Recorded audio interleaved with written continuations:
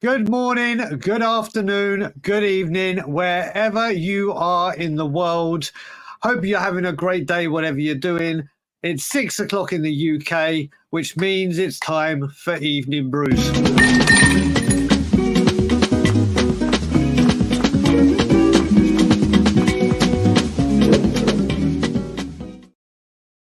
Like we said, we hope everyone is good, everyone is well. Joining me today is Lewis Essex, a very good friend of mine who I haven't been able to stream with for a little while.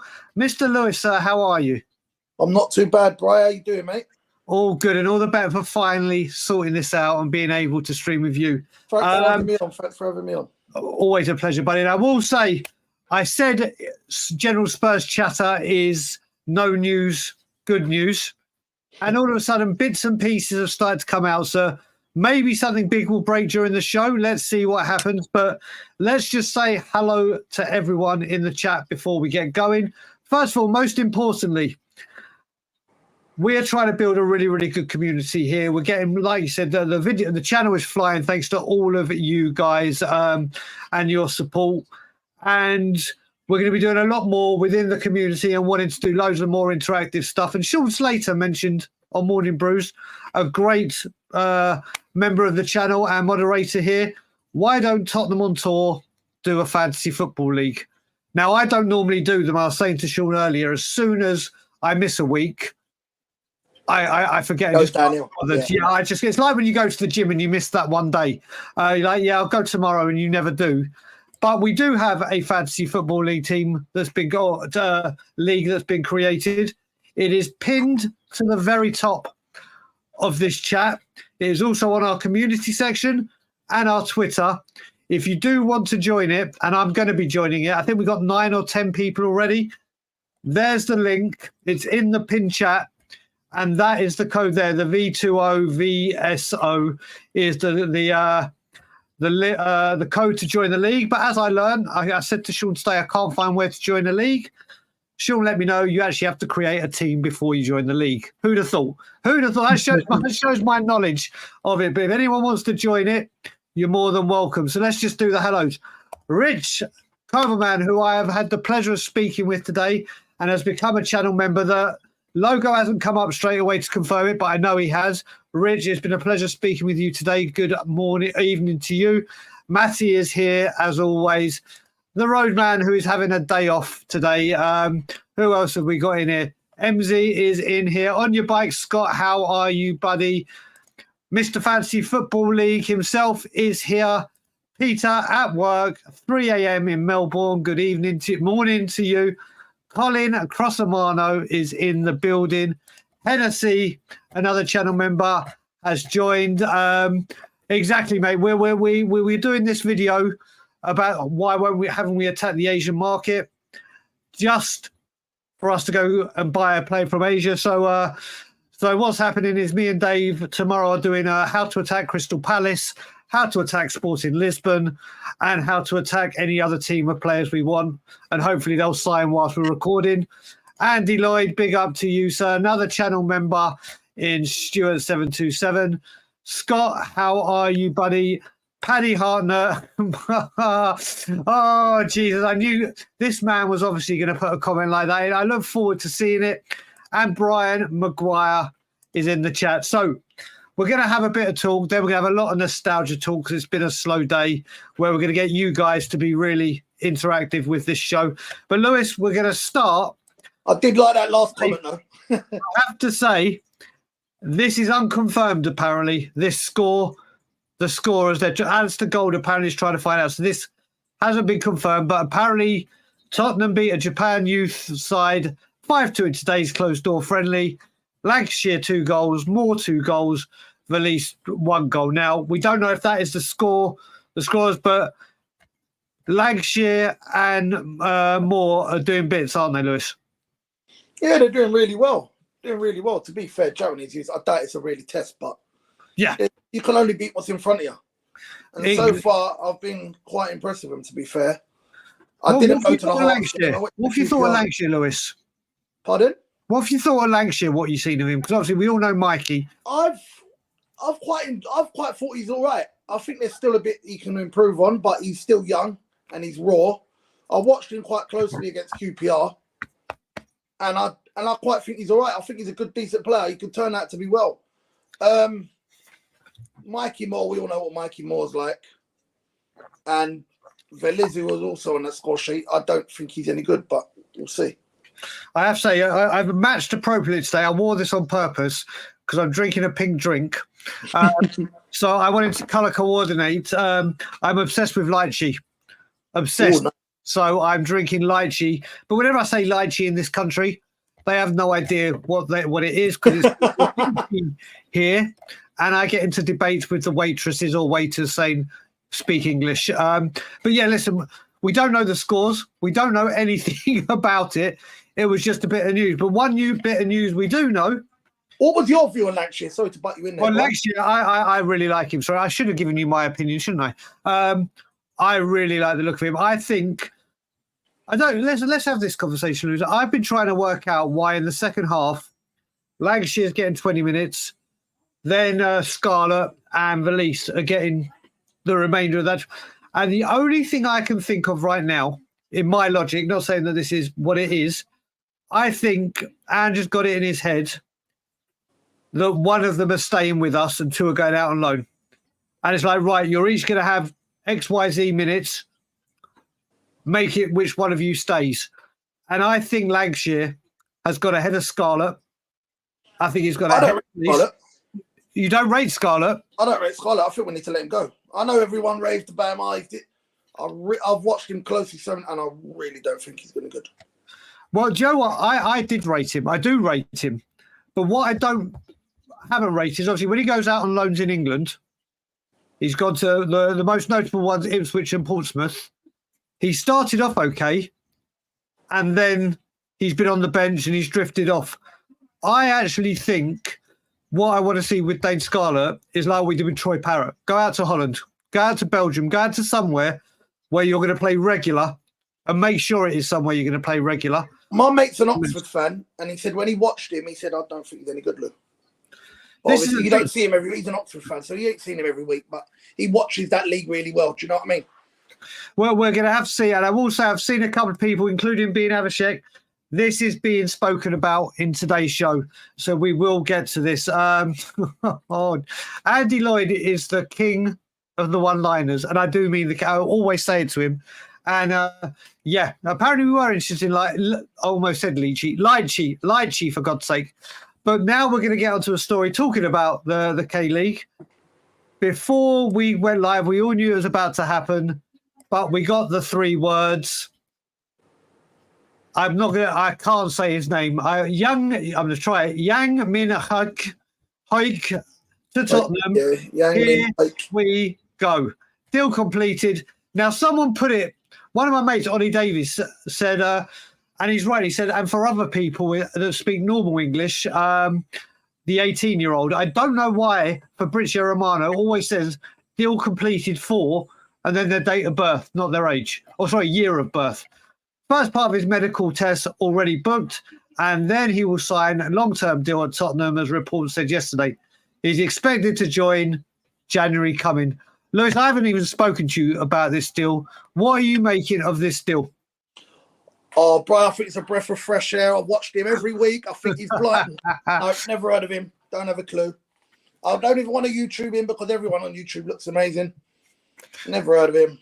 Don't know what the point is. When you heard the story break first of all, your very first thoughts was? Another youth. Okay, yeah, because listen, there's a lot of people, and I'm not going to lie, when I first, when you see things in split seconds, I was like, here we go. Levy's at it again. And I will say a couple of members have just joined in, so big up to Tweaky. Well, when I first saw it, before I saw the 2006 part, I thought to myself, he's gone and bought a striker nice and cheap in the cheap market. Yep. And then I realised it's a youth, and I thought, typical Spurs. So the way I look at it, listen, I thought for the very first second it came in, I was like, here we go. It's another one of those. But then, like I said, I had just done it, or literally as we were doing it, as Dave and I were doing a video about why haven't we taken advantage of a market that we've got an upper hand in, we've done it, and that's the way I'm looking at it. Listen, the thing that the one thing that worries me, and it dawned upon me today, we've used Angie's expertise or Scott Munn's expertise, whichever one you want to use, to bring in someone from that neck of the woods. And the only issue I have is he's 18 now. Let's say 21 or whatever, he comes into the first team. Will Ange be there? I want him to be. But that was I saw a few people saying it's a valid point. But if this deal had been done, I'm going to ask you this, Lewis. Let's just say we'd signed Eze or Neto, Jonathan David, and Ivan Toney first, and then sign this one. Do you reckon it will be getting the heat that it's getting right now? No. No one would bat an eyelid of it, and everyone would be, all right, yeah, we've dived into the market. We've dived into the Asian market. We need to take in a good punt. But we've signed someone. So all the heat would, all the hype and everything else would be on Neto or Tony or whoever it is that signed. But we haven't done no business, to be fair. I don't consider our business what we've done as any business. The only person I can consider we signed is Archie Gray. Everyone can talk about Bergval's a new signing. He's not a new signing. So what have you thought of Archie Gray? I've quite liked him on what I've saw. What I've seen of him so far, I quite like him. I know the champ really well, as you know, Bri. Yeah. I watched the championship more than I probably watched Premier League, to be fair, because of the boy. Yeah. And I've loved Archie Gray. I think he's an amazing footballer. But it's a different league. It's a step up. And you don't get that same time on the ball than you do in the champ. Yeah? I know the champ's a bit more. I think the champ's a bit more of an aggressive league. Yep. And whatever. But in the Premier League, there's a lot more pressing. So you don't get that time on the ball. That he got at Leeds to get time on the ball. But in Spurs, in the Premier League, I don't think you'll get that time because you get teams now that want to high press you quickly.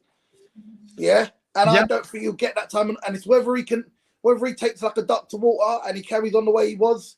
I've seen a few clips in tight space he's got through, or what I've watched last season of him. I remember seeing him last season at Leeds, and he was in a tight space against Millwall when I was there actually.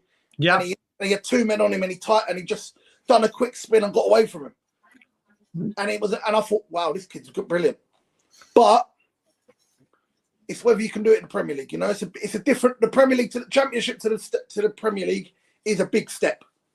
Oh, absolutely. Without a doubt. Absolutely. Now, I've seen the Roadman, a.k.a. Dave, put something in, and he's got a question for you, which I'm going to deal with it now, just so you can get your, which has said, Lewis, thoughts on Levy, catchphrase needed.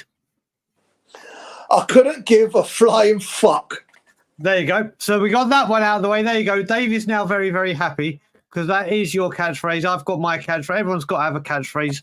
That is a good one to have. So, right, let's move on before we go down nostalgia and get you guys involved. Because like I said, it really, really is a slow news day today. Who knows what will come in. Obviously, there's a lot of love coming in here for Archie Gray. Let's actually just talk about Archie for a bit whilst he's come up. I think, and I said it on We Are Tottenham TV when we signed him, hopefully this will kill the Conor Gallagher links, because I think we've potentially bought a better player when Archie Gray develops. I really don't want Conor Gallagher at all. You don't want Conor? No. Wow. No. Mate, have you not heard about mine and Ryan's bet? No. So Ryan and I put stupid bets on, really stupid bets on. And when I say stupid, I mean Ryan's stupid for putting them on because he loses every time. If Conor Gallagher is not a Spurs player by the end of the window, he's got to buy a Paul Gascoigne Spurs kit and get 8 Dagul on the back and wear it to Spurs games. And if he does sign, I have to get a Christian Eriksen one and get 23 Isaacs on the back. But that's not the main reason I don't want him. I just do not rate him. I think Archie Gray will be better than him in a few years. I really do. And the summer said, what we've got to take into consideration as well is he's played his first 2 games. Now we know it's against very low opposition in Hearts and QPR. He's played out of position. And I think he has done very, very well. I mean, what have you made in the first 2 games? To be fair, the test that he's come against in both games, it ain't really been big tests. To be fair, I don't think QPR wasn't no major. There weren't no really major threat at QPR. Really, their forward line ain't really great. Their forward line is atrocious, which is why they bought another striker. The only real threat we've had is Shankland. I don't think Shankland's that great anyway. But he's played at centre back, which I find weird because we played him and Skip at centre back. I think that's a great duo, isn't it? It's like Vidic and Ferdinand. It's written in the stars. Oh, mate. Remember, there was a couple of strikers, defenders that made it great as strikers. Paul Warhurst, if people remember, at Sheffield Wednesday and Blackburn. That's it. Ollie Skip is now going to be the rock at the centre back. But you know what? We're talking links, and a link came up today or yesterday, and it's a player that I will be over the moon ecstatic if he makes it at Tottenham Hotspur. And Tom 81 has just put it in there. Morgan Gibbs-White. Oh, come on, man. What's wrong with Morgan? Let's have a chat. And people in the chat. Morgan Gibbs-White, yay or nay? Why no to Morgan? I don't rate him. I Okay. really don't rate him. I really don't think he's that great of a player. I know everyone thinks I don't rate him. I hope someone proves me wrong, but I really don't rate him. No, I'll say I do. I wouldn't say I have a great eye for detecting youth because I've got my love affair with Alfie Devine, as people know. Yeah. But I went. Alfie. You saw the video. Alfie. Exactly, mate. That had to be done. But I was at the game when we won 3-2 against Wolves, and 1-4 gave away 2 penalties. And that was it in Morgan Gibbs-White first. In fact, it was one of Morgan Gibbs-White's first games. And he blew me away. He ran the show for Wolves in that second half. He was unbelievable. And I always thought, there's the player. Then when he went to Forest for 50 million, I went on We Are Tottenham TV and said we should have got him. And when we played against him, he used to be the danger man. I think this guy, honestly, in the 8 or the 10, could be absolutely incredible for England. Tottenham. I think he has the football brain. I think he has the fitness. I think he has the lot. Obviously, he needs a lot of improvement, but he's going to be playing around better players. I am so... But if we don't get Eze for playing in the 8 or the 10, my next pick, if it was going English in the Premier League, is Morgan Gibbs-White. I think Morgan Gibbs-White will turn a lot of heads. And as Tom said, he is a lot better than Jacob. He's a lot better than Ramsey, in my opinion. I'd rather Ramsey over Gibbs-White. Really? Okay. Yeah. Okay, now we got onto this. Why Ramsey? And for 50 million? 50... Not at that price. Not at that price. But I'm a big fan of Jacob Ramsey. I think he's a brilliant footballer. Okay, so for me, because I can't confess to seeing him all the time, I know he's got injured. I know.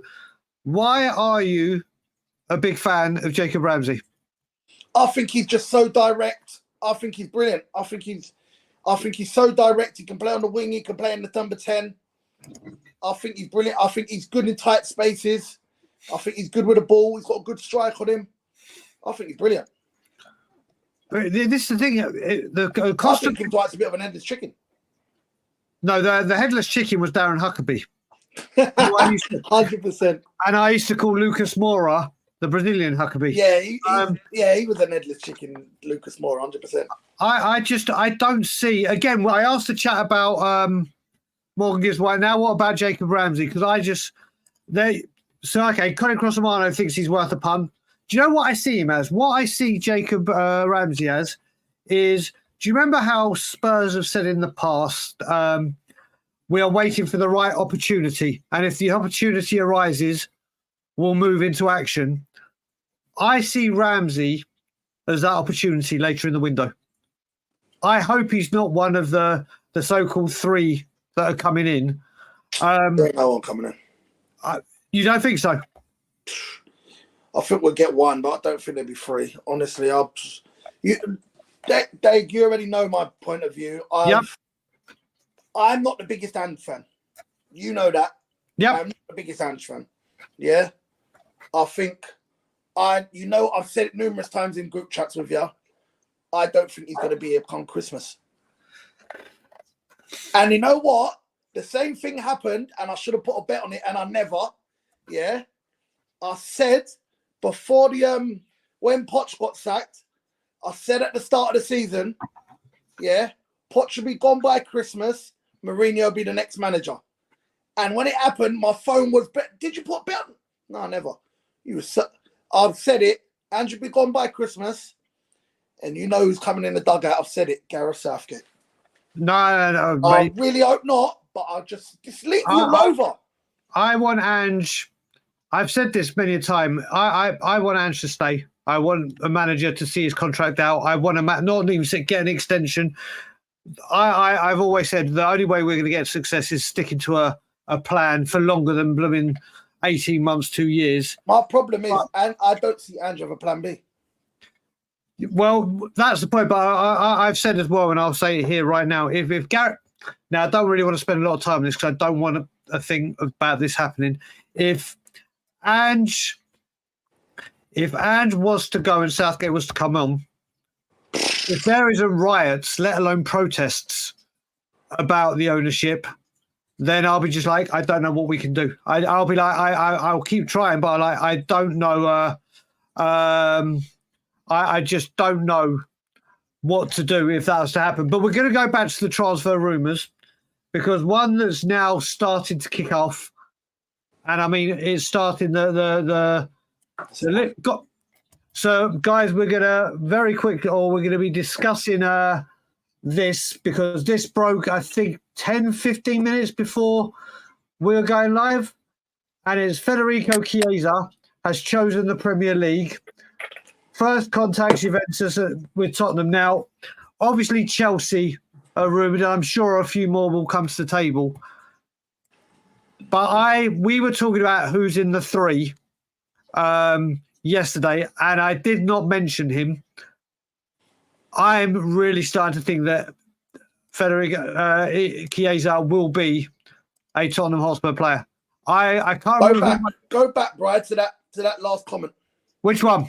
This one? That one right there. That right there. He's never said a truer word. Listen, we know when it comes to the way we play, we've got to make sure. We saw it last season with hamstring injuries. We saw it last season with the squad that we don't have it to compete, and hopefully it's going to change and we'll get some people in. Hopefully. But where are you with Chiesa? How old is Chiesa, by the way? Let's have a look. Let's have a look. I think he's 20. Here we go. Federico Chiesa is 26 years old. He'll be 27 in October. I don't think he'll come. I don't think we're going to get. I don't even think we're anywhere near. I don't even think we're looking at him. You don't think? I think he's no. Then again, I think Juve want to sell. Paratici's got good links with Juve, anyway. We've done the same thing with Kulusevski and Bentancur. The only thing, Lewis, when you mentioned that, the only thing that I thought that had me doubting that this might happen is last week we spoke about on Evening Brews and probably Morning Brews as well, and other channels obviously did. There was more drama that Paratici could be involved with more stuff with Juventus, and there could be more. And I would say if that is going to be happening, let's just say right now it breaks that if Juve are being investigated again, I think Tottenham immediately go, don't think so, and move away. That's why I've kind of stayed away from saying he's coming, because I don't know. I don't follow what's going on in Italian football during the summer, barely during the season, but I do like my Italian football, but I don't have the greatest knowledge of it. But surely if someone else, if Juve are under more problems, then we stay clear. So look, apparently this is Chiesa. Cheers, Ferg, brother. I hope you're good. He scored 9 goals and 4 assists in 33 games last year. And shamefully, that would have made him our third top goal scorer last season. I don't know if that's in all competitions, Ferg, or is that just Serie A? But I think he does bring something. But put it this way, but if you had a choice, obviously injury prone, we're talking to injury prone, Neto or Chiesa, and one of them had to come or were coming. Forget the price. If you had to choose, thank you, Ferg, league only. So he would have been our third only third top scorer. So if you had the choice, Neto or Chiesa, who are you going for? Chiesa. You're going Chiesa. I think Andrew's system will obliterate Neto's hamstrings. Okay, but then let me do it the other way. If I guaranteed you, because I've got a crystal ball and I can sort these kind of things out, I guaranteed you that both were fit for 80% of the season. Guaranteed. Like literally, they've come 80% of the season, and that's across all competitions. Guaranteed fit. Guaranteed fit. But if they're both, forget the value, we're just talking. Yeah. I said but they're both 100% fit for 80% of the season. Yeah. I'll go Neto. And the only reason I'd go Neto is because he's Premier League proven. Yeah, I think Neto is. A lot of people love Chiesa. I think don't get me wrong. Chiesa's a brilliant. Sorry to butt you in there, Brian. Chiesa is a brilliant player. He is that sort of player that gets bums off seats. Yeah. But we don't always, because Benton could have done it, Kulusevski's done it or whatever, but he's gone downhill a bit, Kulusevski. But not everyone jumps from Italian league to the English league and takes it like a duck to water. You know? You've seen it many times with players that's come and gone, and it don't always work. Look at Scamacca. He came from Italy. Yeah. And it was brilliant. He came to West Ham, couldn't hit a broadside of a barn door, of a barn. So let's have a look. Whilst you do it, carry on. I'm just going to bring these up whilst you're talking. Obviously, we've bought in, and then he's gone back to Italy and he's done it. Lukaku, he was at Chelsea, couldn't do it, went back to Italy and absolutely smashed it. It's not always the case of coming to the Italian league to the Premier League. Premier League's the hardest league in the world. It is. Mate, do you know what? The way Germany's going, I would say everyone called it a farmers' league, but they got to the blooming final of all the European competitions. We saw what Leverkusen did this season. It may be an anomaly, but we'll see. Right, let's have some Spurs nostalgia, because I do love a bit of Spurs nostalgia. And the reason that it's triggered the Spurs nostalgia is Sean Slater, who's still in the chat, put a tweet in, and it was about Darren Anderson and setting up Jurgen Klinsmann's first goal of the season. Those were wonderful goddamn times. I can't believe Monday is 30 years to the day we signed Jurgen. And Darren Anderson retweeted it and liked it.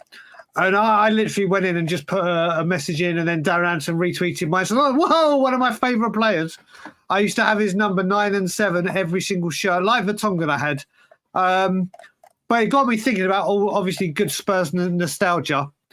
And we're gonna go through some questions, Lewis. You and me will have our answer, and then obviously we'll see what the audience say or the viewers say, and then we'll do another question. So the first question is the first goal you saw live at Tottenham that you can recall, that you can clearly recall. So going back in our ages, and if you haven't been to White Hart Lane because you haven't been able to get there, or you live far away or in a different country, the first goal you can literally remember Tottenham scoring. So, Lewis, what would yours be?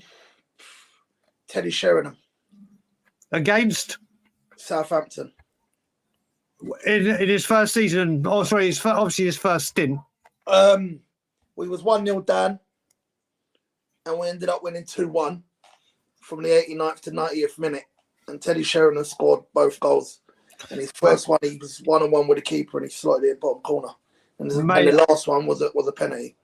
Mate, I'll tell you what, Teddy Sheringham in his first stint at Tottenham, and his first season where he won the Golden Boot, my God, My God, if anyone can remember, this isn't my first goal, but he scored one of the best headers I've ever seen, where he scored a looping header over Leeds when he scored a hat-trick. Unbelievable goal. But the first goal I remember was, I think, Jesus Christ, I'm trying to remember who scored it now. My dad took me to the first game I remember. The first game, because I can remember the scores, I just can't remember what order. We, in 1988, this is how my dad thought he'd call me out, and he promised to take me to a Spurs game. Spurs were 2-0 up against Tranmere Rovers. Oh, wow. Yeah. In the League Cup. I can't remember if it was called the Simod Cup back then or whatever it was called. And my dad, for some reason, with 10 minutes to go, said, if this goes to a replay, I'll take you to it at 2-0 up with 10 minutes to go. And what happened? Got a replay. It got a replay. We let in 2 goals late. And it was a 4-0 win. It was the first time I saw Gaza. He didn't score. People like Paul Allen, Sedgley. God, this shows our age, doesn't it? But I can't. I think it was Paul Allen. Paul Allen scored my first ever away game that I remember. Let's have a look what people have been saying. Stephen Carr. Well, oh, mate, Chris. I remember watching that match today. That was one of the great. I loved that goal. I like Stephen Carr. Good right there. I love that one. Stephen Carr, mate, I loved him. Let's see. Paddy, let's have a look. First guy I saw was with Ryder, his first game in the lane 2005, and he was just 3. Both of us flew over. First goal I saw was in 92, and that Sheffield when the Klinsmann goal versus okay, we had a tour in Ireland. Let's see. Big up, Leo, brother. Everyone congratulate this guy. He's just hit 1,000 subs, which is amazing for Leo. Leo puts in so much work, dedication. Fairly new to the community, is a absolute one of the most friendliest guys you could ever meet. Honestly, I haven't had the pleasure of meeting him face to face. We're going to try and arrange that one day. But go check out Mile High Hotspur. It's a great channel. And big up to you, Leo. Glenn Hoddle away at what? Oh my God! Can you imagine that being the goal? Can you imagine that? Gary Mabbott scored for against West Brom. There we go. Let's have a look. What else we got? Chris, my first man, 987. Spurs 1, Liverpool 0. Chris Waddle, 10 years. Off topic. Would you rather play? Okay, we can come back to that as a question after. I forgot to say questions. 3 ways of doing it. Put a Q and a dash so I can see it. At TOT dash so I can see it. And if you want us to drop what we're talking about and bring your question to the forefront, you can always send a super chat, but there is absolutely no obligation to do so. Yeah, mate. Listen, not only did I see Gaza and get to watch most of his games, I've met him on many, many occasions. I was asked this question the other day, Brian. It'd be interesting to see what you say. Go on. I was asked only that Monday or Tuesday.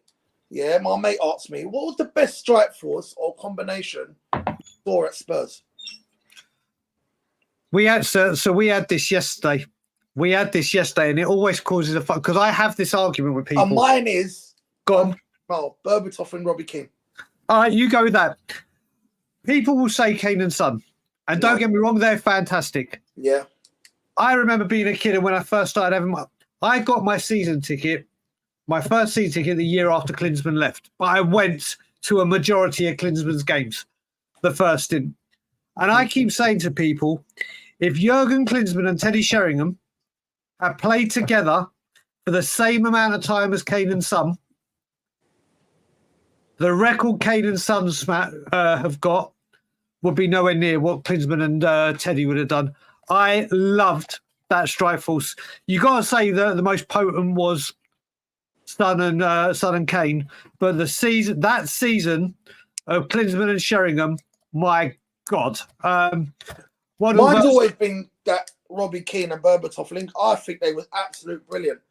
I don't know if you've seen the interview that Berbatov done with Gary Neville. Yep.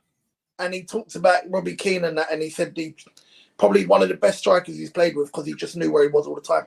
Well, I actually think, and I might. Oh, wait a minute. First of all, the legend that is David Shear, big up to you, Cobber, is one of the. We're coming up to our year anniversary. Me knowing David, he's Australian. He started coming into the show whilst watching Anger Management with me and Johnny. Obviously, with the connection Australia, he's been a Spurs fan for ages. We talk on WhatsApp regularly. One of the nicest guys, supports all the community. And 5 of you have just been gifted Tottenham on Tour memberships by David. So if you are one of those lucky ones, please say thank you to David. David, thank you for your continued support of the channel and friendship, brother. That is a wonderful thing you've just done. Thank you. Let's go back to the question. Here we go. So, first goal I saw in person, Mabba own goal in 87. Well, I will say, Rayman, you got to see 2 Spurs goals. I think Clive Allen scored the first one within 2 minutes. So that's the one you're going to remember, unfortunately. Mate, when we say, Chivers Gilzine. Now, that's before my time. That's before my time. But, yeah, my dad's hero, Mark, there's 2 players. My dad, if you speak to my dad and you mention 2 names, it's like lock yourself in. You're going to be chatting to someone for about 20 minutes minimum, is Dave Mackay and Alan Gilzine. And I got to take my dad. One of the greatest things I got to do as a thank you to my dad for his support during my demons and everything, my mental health. Me and him used to be, we could not be in the same room without wanting to tear strips out of each other. He is now my best mate. And as a thank you, about 8 months before Alan Gilzine got passed away, I got to get my dad to spend half an hour alone with Alan Gilzine. And just seeing my dad look at his hero made it completely, totally and utterly worth it. So, yeah, Gilzine has a very, very close connection with my family. So what a player he was. Thank you, John George. Let's go. What other? Giovanni Dos Santos. Wow, I completely forgot about him. Colin Crossamano. Your first goal you saw was 1958 against Blackpool. Okay, that's a while ago. Clive Allen and Archibald, mate, these players are coming. But now we're going to change the question. Should we stick with goals? Should we go to managers? What do you reckon, Lewis? Do you have a question to ask out? No, go on. All right, so let's go. We've done first goal scorers. What is the best goal you have ever seen live? And again, when I'm saying live, I mean if you're a Spurs fan and you've been lucky enough to go to the ground, the one you've seen at the ground. Forget what you've seen on TV. And obviously, if you haven't been to the stadium for whatever reason, whether you live abroad, whatever, go for what you've seen on TV. But your favourite ever goal, Lewis? My favourite ever goal? That you've seen live? My favourite ever goal, not the best goal I've ever seen, but my favourite ever goal I've seen live is probably Lucas Moura in that semi-final. Yeah. Okay, but now give me live. Give me live. I was there. No, I was there. I was live. Oh, you was in Ajax? I was there. I was at Ajax. Then you won. That's the thing. Okay, let's rephrase it. It doesn't have to be the best goal aesthetically. It could be the best goal that gave you the best moment. Yeah. You have just come up with an absolute brilliant one, just a harmless potato. That was the last winning goal against Arsenal I got to see live. That was the last North London derby I got to see at Tottenham Hotspur Football Club. That goal was incredible. And I'm just grabbing my phone because David Shire is at it again. But I've got to do 1 second. I've just got to do something. I've just got to take my thing off so it's not blocked. Because David Shire has now just sent in a $20 super sticker. And if there's one thing StreamYard and YouTube need to do is be able to get super stickers up so I can see what they are. And I won't ever let this go away without showing it on the screen. So let me just find where he's done it. There you go. Thank you, David. Thank you very much indeed, buddy. You are a superstar. And thank you very much indeed. But yes, your favourite goal was... So if I had the choice of doing it the other way, like you said, favourite goal I've seen on TV, without a doubt, is Gascoigne going to have a crack? He is, that free kick to this day. And people, you got to remember, Ian Collins is on the money. That was, people forget, not only was that free kick great, but people forget who was in goal that game. As much as I hate to say it, David Seaman at the time was probably one of, if not the best keeper in the world. He was certainly the best goalkeeper in England, bar none. And we have a new member as well. George, welcome to the Tottenham On Tour family, buddy. Whilst all these members couldn't have come out at a better time. As of tomorrow, as people will know that watch the channel, Friday is normally Dave's transfer show. But because our transfers have been up and down, and very slow, we're going to get rid of the transfer show and go live when the transfer show comes. But every Friday now is going to be me and Dave will have a little chat and break down any news. And then we're going to make it a fan show where everyone can come on. We're not going to have a massive thing, but everyone will come and have 10 minutes or so. So if you are a member now, the link will be in the community section when Dave and I put it in there during the show. But getting back to the best goals, we got Jonathan Woodgate versus Chelsea. I weren't there to see it. I will say that was probably the last Tottenham Hotspur sponsored bender I went on because I quit drinking the May after. So yeah, that I think I saw three. I had more than double vision. I think I had treble vision when I saw that goal. Were you at Wembley for that one? Yeah, I was there. You're a lucky man. I have not been to one final at Wembley for Tottenham. I've been to the semi-final. I went to the semi-final when we lost 4-2 to Chelsea. Mm-hmm. I wasn't there for that. I missed that. Oh, mate, shall I tell you? I'll tell you a funny story about that game. I can't believe we got away with this or how I got out of that game alive. I went with my cousin, who at the time was working. If people know the Hilton in Park Lane, on the 28th or 38th floor, there's a very, very big fine dining restaurant called Gavin at the Windows. And my cousin was manager. And he was helping Club Wembley out to improve their hospitality. So we got free Club Wembley, the lunch and everything. And then once we'd finished the lunch and wanted to go to back to our seats, we put our jackets on and everything, like just a thin summer jacket on. And as we were going, they said, no, you can leave your jackets here. Come back at half time for drinks or full time. All right, it's a hot day. We'll leave them there. As we're walking up to make our way the way we came, one of the waitresses is someone that went to school with my cousin. Wow. And she's like, oh, no, just come up and use the freight lift that we use, the staff lift. So, oh, brilliant. We ain't got that long walk around. We're both wearing Spurs kits. We go into the back part of Wembley. We open up the gates to come into the stadium and the concourse. We're in the bloody Chelsea end. Oh, wow. And you just saw everyone stop, and thankfully the security were on their game, circled us and got us back to Tottenham. But yeah, I haven't been lucky. I haven't been to a final for Spurs. I haven't been to a final, haven't been to a semi-final. Oh, sorry, a winning semi-final.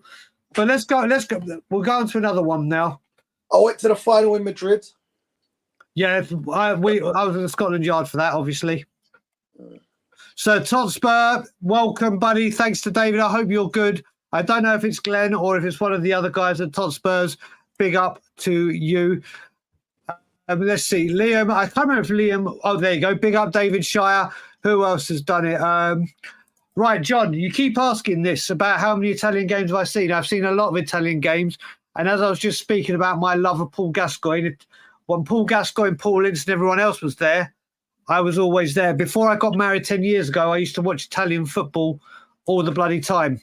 But now that I'm married and the time difference with Toronto and Italy, and at weekends, apart from Spurs, I try to spend my time with my wife rather than watching football. So I keep an eye on it, but don't watch it all the time. But the next question is... the first manager, who was your first manager when you went to your first Spurs game, and I think you and me might have a. Who was yours? I can't remember. Might have been Hoddle. Hoddle was the manager of your first game you went to? I think so. I can't actually remember. Oh, wow. I thought you should say the same as me. What's yours? Mine is the late, great Terry Venables. Mate, honestly, the love I have for that man, the love and respect I have for that man. No, I think mine was General. I can't actually remember. Eltel, yeah, there's going to be a lot. David Pleat. Do you know what? David Pleat was the... When was Terry Venables manager between? Terry Venables took over from David Pleat, and I think David Pleat was manager for the Coventry game that we lost. Mm-hmm.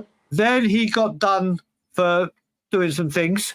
Then Terry Venables came in, and Terry Venables, I believe, took over in the 1987-88 season, and then left with the Alan Sugar trouble. No, before my time. I was born in 1990, wasn't I? Oh, well, there you go. I don't know why I thought you were the same age as me. No. I don't, mate. I'm 11 years old. Okay, so here we go. Bill Nick, listen. If there's a first manager to have, I don't think You've won. Mate, listen. You've won. Venables did come over to Australia. David Pleat. But David Pleat, there's another one. There's another legend. But you know what? Literally, Terry Venables. I remember George Graham, Glenn Hoddle. Because didn't we have David Pleat again at one stage? Oh, God, we've had David Pleat about 28 times. Yeah. He's been around and everything. But I tell you what, that David Pleat team, the one that lost the 87, that was probably one of the closest times we could have gone to the league. We were flying. And when you had Hoddle in his prime, when you had all of these people in your prime, Clive Allen scoring 40-odd goals. Audio, Doug Livermore was with Ray Clements at the time, wasn't he? It was a double act. That was straight after Venables, from what I remember as well. Jerry Francis, that's the first year I had my season ticket. No, that was the Klinsman. That was the season before I had it. But Jerry Francis' first full season was with was when I had my season ticket. But yeah, this is what I love doing, because you get to see the age of people and how long they've been with Spurs and whatever. But yeah, I mean, could you imagine Bill Nicholson, Mr. Tottenham? How much would you? How did you start supporting Spurs, Brian? Mate, I didn't have a choice. I didn't. The way I supported. Yeah, there are people in the comments answered this one as well. Literally, first of all, it's a Spurs baby grow. There's a tradition in my family. The first thing you have when you're born is you get put in a Spurs baby grow. But I remember, I think I was about 6 or 7, and I asked my dad what football team I should support, because I started to enjoy it and watch it. And my dad said, right, listen, son, I'm not from Tottenham, but we're from North London or North East London, and all of my family support Tottenham, all of them. And then he goes, your mum, well, she was born in Tottenham. She's born in Bruce Grove. Her whole family support Tottenham. And she turned around to me and said, he turned around to me and says, son, you can support any team in the world as long as it ain't Arsenal. That was what my dad said. Absolutely. And I was like, okay. And then I just followed suit. What about you? You know what? Funny enough, Brian, my mate asked me this the other day, and I told him, and he was like, I don't even, you see a lot. No one in my family, Brian, supports Spurs. So who's your family support? I've got Arsenal fans in my family. I've got a Chelsea fan. And as you know, my dad, he's diehard Millwall, home and away. Yep.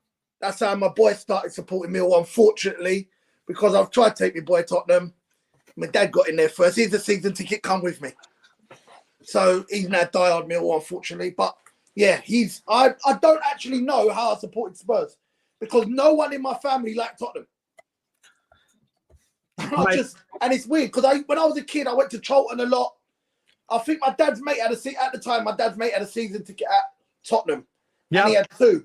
And his wife couldn't always go because she was working a lot. So when she couldn't go, he used to take me, my dad's mate. and I used to go Tottenham a lot, and I think I just fell in love from that. But obviously, I used to go a lot of games at Charlton. I used to go to Millwall when I was a kid and all that. And I don't actually understand how I supported Tottenham. Mate, well, first of all, before I go, David Shire is at it again. That's his 6th membership he's given away. David, thank you very much indeed. Do you know what? I don't know if a lot of people will answer this yes or no. I don't know why. I don't know if it was just the circles I hung around with, or maybe they may have had a Spurs and Arsenal family. But I've got a lot of people whose parents or whose dad took them to a Spurs game, then took them to an Arsenal game, or the other way round, and said, right, we live in North London, you've been to both teams, pick one. And then literally they would pick the one that had the better result. Obviously, if one lost 1-0 and the other one won. Yeah, because a lot of my family's Arsenal fans, and you can imagine when we play them, it's always a row, whatever. Oh, mate, I always said, if I'm lucky enough to have a child, if they turned around and said they're an Arsenal fan, I'd say, no, you're not. One thing my son does, though, and I do, even though he's a Millwall fan, he does like Tottenham or whatever. He's been a couple of times to me or whatever. Whenever we go into a shop, yeah, and he sees an Arsenal shirt, he always picks it up and turns it the other way around. All the time. Without fail, he will make it his goal. Oh, look, Daddy, can't have that there. I also have to say, Tom, thank you for the 6 months members chat. Was that the 81 and 91 the 81 final replay? Jesus Christ. Wow. And the 91 semi-am final.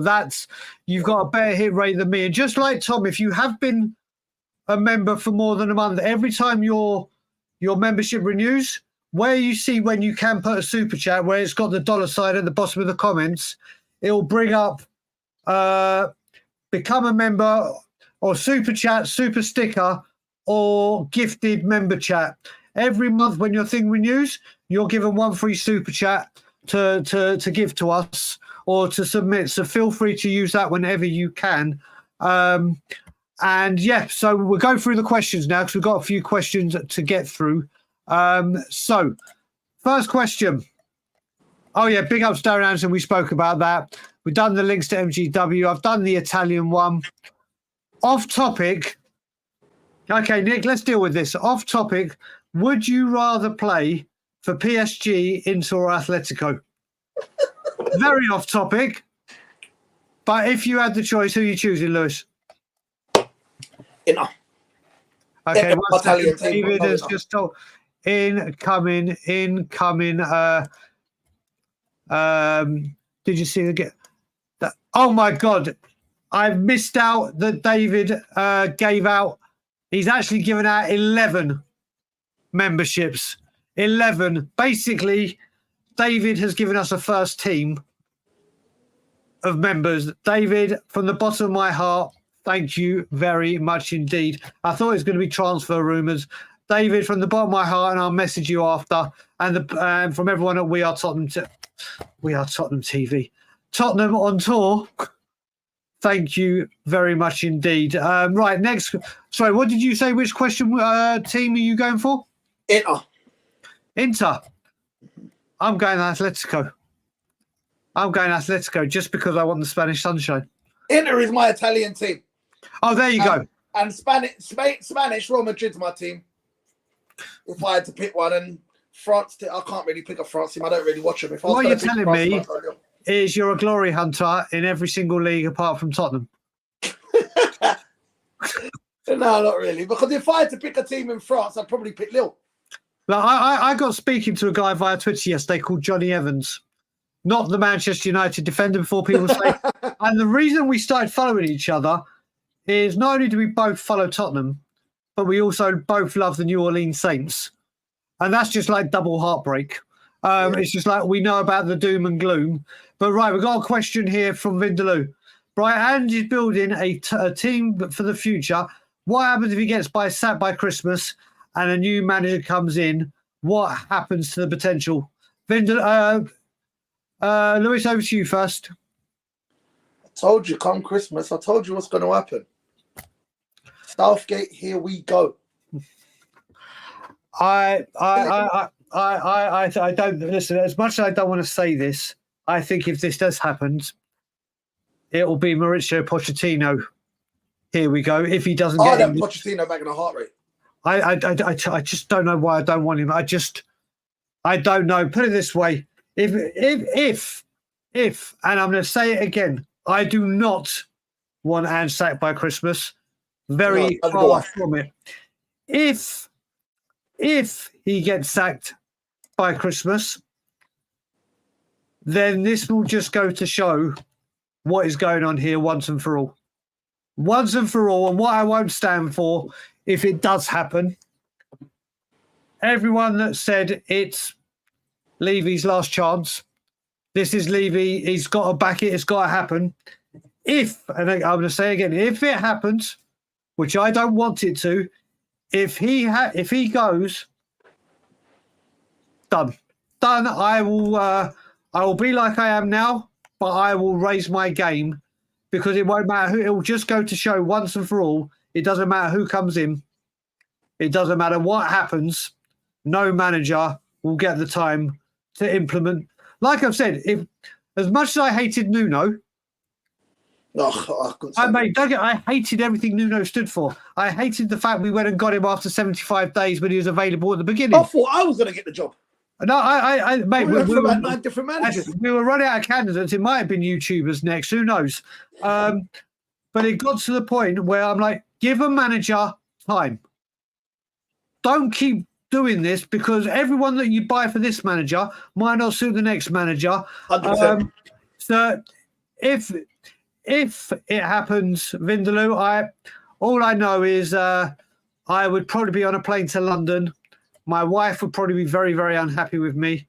I would probably be living outside the training ground and the home and the stadium on a match day because I've actually said to myself, if it went really Pete Tong, I would honestly, seriously think about going home and not coming back to Canada till he's gone.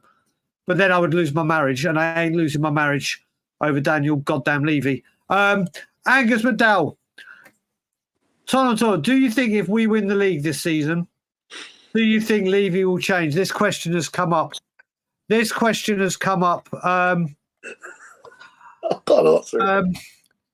Gary Becks, yeah. I hope not. Like I said, I want Ange to stay as long as he possibly wants to. I honestly think we give him time, we get to win things. But if Arsenal won the league, so let me rephrase that. If the filth went and won the league, do you reckon that would spark Tottenham into life? No. So put it this way, the comparison I kind of give to this, and I know it's a different time and whatever now, is when Ferguson lost the title to Man City,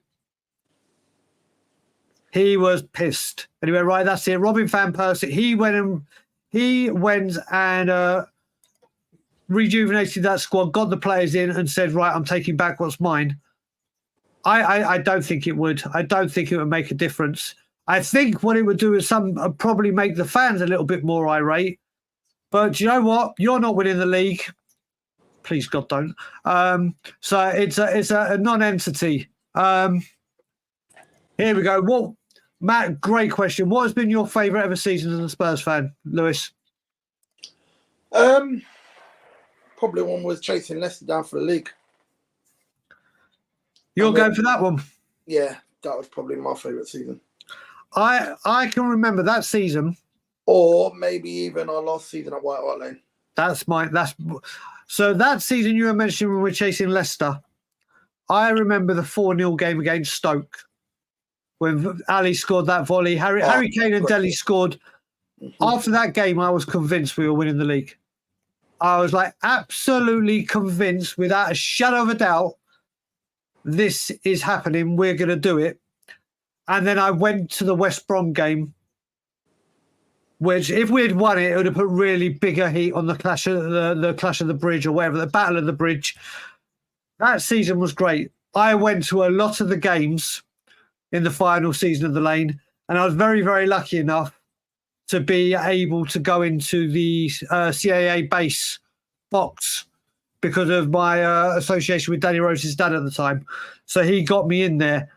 My God, that was some of the most breathtaking football. Breathtaking. But I have to say, and again, it will just show, like I said, people will ask me this question every time. What is your favourite? If you could bring any Spurs player back from any time to go into this team right now, who would it be? Every single time my answer is Paul Gascoigne. Doesn't matter. Every single time he will be the answer. And the season he drove us to the FA Cup final in 1990-91, I have only fond memories of it. I have to go with that one. So yeah, we've got that's going to be it. But I do see I've seen it, Dave. We've got another. David is on fire.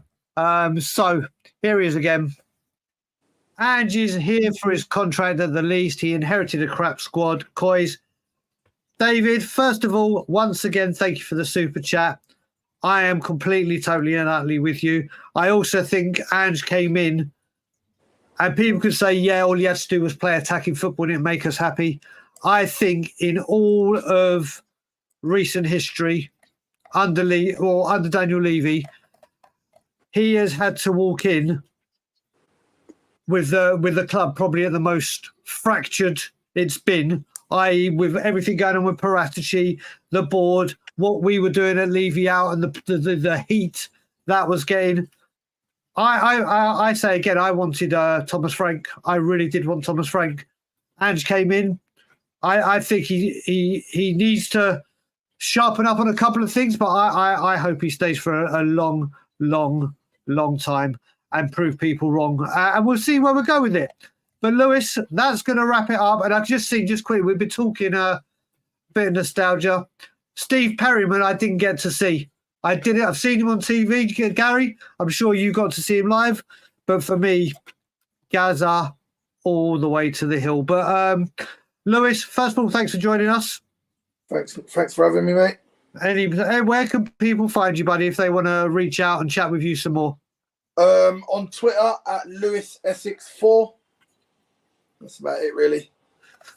There you go. Well, guys, listen, like I said, me and the Roadman will be back tomorrow afternoon with a brand new show, which will kind of be Evening Brews, Transfer and Tour and Fan Show all rolled into one. Don't forget that we are doing a fantasy football league. The link and the code to join it, if you want to, is at the very top of the screen, and it's going to be pinned. It's also on our community section, and it's also on our Twitter. So if you do want to have a bit of fun, we are going to give prizes away for the top three at the end of the season. We don't know what the prize is going to be, but there will be prizes. And it's just something to bring the community together and have a bit of fun. But that will do it. Ben and Dave will also be back with Morning Brews tomorrow. All I will say is like, comment, share, subscribe. And as always, Levy out.